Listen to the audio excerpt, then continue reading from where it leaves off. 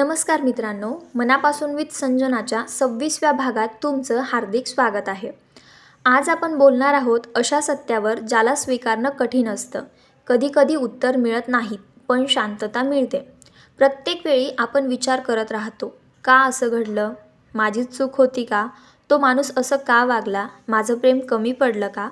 या सगळ्या प्रश्नांना आपण उत्तर शोधत राहतो. कधी स्वतःला दोष देतो, कधी परिस्थितीला.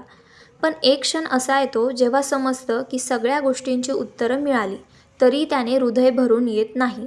पण जर मनातून सोडलं तर शांतता मिळते.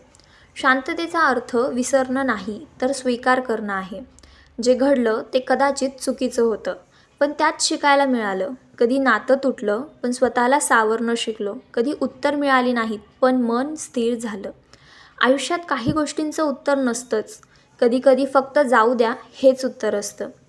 आजचा हा भाग अशा प्रत्येकासाठी आहे जो अजूनही का या प्रश्नात अडकलेला आहे.